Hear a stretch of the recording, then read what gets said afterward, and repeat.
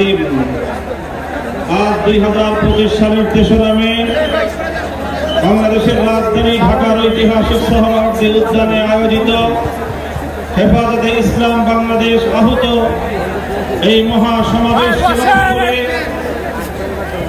আমি সর্বপ্রথম স্মরণ করতে চাই ওই সকল বীর শহীদদেরকে। শাপলা থেকে 2024-এর জুলাই বিপ্লব পর্যন্ত রক্তের আনাজ এই পথ পাড়ি দিয়ে বাংলাদেশ 2024-এর 5ই আগস্ট দ্বিতীয়বারের মতো স্বাধীনতা অর্জন করেছে। সেই স্বাধীন বাংলার মাটিতে দাঁড়িয়ে আমরা শপথে বাণী উচ্চারণ করতে চাই, রক্ত দিয়ে স্বাধীনতা এনেছি, প্রয়োজনে রক্ত দিয়ে সেই স্বাধীনতা আমরা রক্ষা করবো ইনশাআল্লাহ।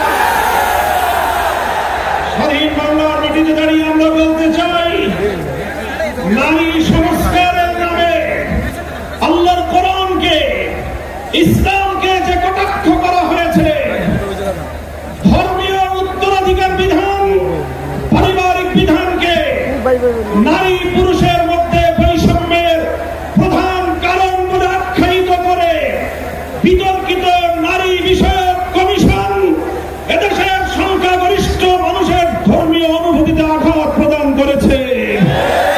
ধর্মীয় অনুভূতিতে আঘাত প্রদান করবার অপরাধে তাদের বিরুদ্ধে আমরা রাষ্ট্রের শাস্তিমূলক ব্যবস্থা দেখতে চাই।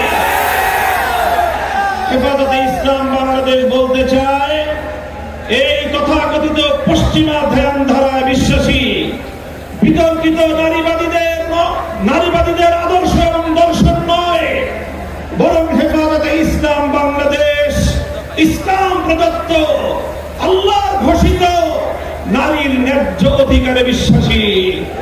ইনশাআল্লাহ হেফাজতের সংগ্রামী মহাসচিব কর্মসূচি ঘোষণা করবেন। সারা বাংলাদেশ জুড়ে হেফাজতের নেতা কর্মীদেরকে আগামী মাসগুলোতে গোটা বাংলাদেশ জুড়ে নারীর ন্যায্য অধিকার আদায়ের জন্য মাঠে নামতে হবে।